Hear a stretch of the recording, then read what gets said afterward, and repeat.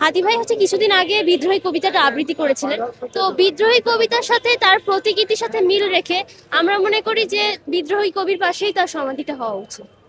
আর অনেকে সাধারণ মানুষ মনে করছে যে এটা হচ্ছে সংসদ ভবনের পাশে হওয়া উচিত ছিল, কিন্তু আমরা মনে করি যে এখানে হলেই হচ্ছে এটাই তার জন্য উপযুক্ত। জি অবশ্যই এটা জাতীয় কবি আছে, অলরেডি আছে এখানে সমাধি, তো তার পাশেই হলে অবশ্যই এটা মনে রাখা হবে। ঢাকা ইউনিভার্সিটিতে যেহেতু হাদি পড়েছে, আমরা চাই যে ঢাকা ইউনিভার্সিটিতে হাদি থাক। কারণ হাদিকে আমরা সবসময় দেখে যাতায়াত করার সময় এক চোখ হলেও দেখে যাব যে হাদি এখানে সমাহিত হয়েছে বিদ্রোহী কবি কাজী নজরুল ইসলামের পাশে।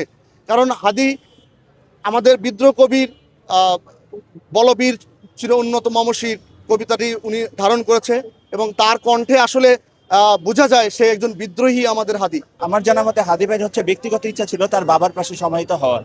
তো আমি ওইখানে হাদি ভাইয়ের ইচ্ছাটাকেই মানে সব থেকে বেশি গুরুত্বপূর্ণ মনে করি, যে সে যেখানেই সমাহিত হোক সে আমাদের মনে তো আজীবনই থাকবে। সে হাদি ভাইয়ের আদর্শ এরকম। হাদি ভাই হচ্ছে গিয়ে যুগে বাংলাদেশে একজন আসে, যুগে হাদি ভাই আমরা হচ্ছে খুঁজে পাবো কিনা এটাও আমরা হচ্ছে জানি না। কিন্তু বর্তমানে আমাদের মুখ্য বিষয় এটাই চাওয়া উচিত যে হাদি ভাইয়ের হত্যাকারীর জন্য দৃষ্টান্তমূলক শাস্তি হয়, এবং আমরা এই শাস্তিটাই নিশ্চিত করার জন্য প্রশাসনের কাছে জোর দাবি জানাচ্ছি। এবং আমাদের খুবই কষ্ট হচ্ছে যে আমাদের কোনো হত্যারই বিচার আমাদের দৃষ্টান্তমূলকভাবে এই দেশে হচ্ছে না। একজন আইনের স্টুডেন্ট হিসেবেও আমি জিনিসটাকে খুবই গিল্টি ফিল করি যে এই বিচারগুলো হওয়া উচিত। হাদি ভাইয়ের মতো ব্যক্তিদের খুনের বিচারই যদি এই দেশে না হয়, তাহলে অন্য কোনো বিচার হওয়াটাও মানে আশা করাটাও এক ধরনের বোকামি। হাদি মানে বাংলাদেশ।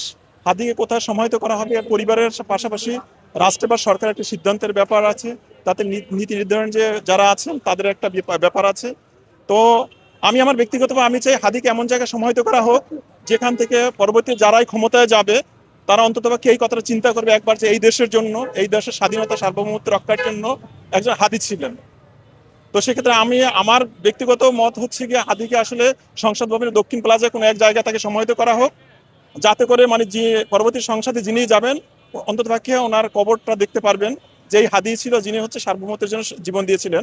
পাশাপাশি আমরা পরবর্তী জানতে পেরেছি পরিবারের সিদ্ধান্তে হয়তো ঢাকা বিশ্ববিদ্যালয়ের কাজী নজরুল ইসলাম বিদ্রোহী কবি ওনার কবরের পাশেই এখানে তাকে সমাহিত করা হবে। এটা আসলে অত্যন্ত গর্বের বিষয় এটা, যে ঢাকা বিশ্ববিদ্যালয় এখানে কাজী নজরুল ইসলামের বিদ্রোহী কবি, সাম্যের কবি, মানবতার কবি, দ্রোহের কবি, তার কবর পাশে সমাহিত হওয়া এটাও আসলে অনেক সৌভাগ্যের ব্যাপার। তো আমি সেই জায়গা থেকে বলবো যে এখানে ঢাকা বিশ্ববিদ্যালয়ে আমাদের কেন্দ্রীয় মসজিদের পাশে এখানে ওনাকে সমাহিত করা হলে অন্ততপক্ষে আমাদের রাষ্ট্রের জায়গা থেকে কিছুটা হলেও দায় থেকে আমরা মুক্তি পাবো। আমাদের ঝালকাঠি জেলার নলছিটির কৃতি সন্তান, এই হৃদয়ের টানে আমরা এখানে চলে আসছি। তো এই জাতীয় কবির পাশে যদি সমাহিত করা হয়, এর চেয়ে আর বড় সম্মান আর কি থাকতে পারে বলেন। তা আশা করি আমরা এই জায়গায় যদি তার দাফন হয় ভালো হবে। আর সে কথা ছিল যে তার বাবার পাশে সমাহিত করা হবে, তবে জাতীয় সিদ্ধান্ত হয়েছে নাকি জাতীয় কবির পাশে, এতটুকু জানি, এই জন্য আমরা এখানে আসছি। এই বললাম যে জাতীয় সিদ্ধান্ত যেহেতু হয়েছে জাতীয় কবির পাশে, এর চেয়ে আর বড় সম্মানের কিছুই নাই।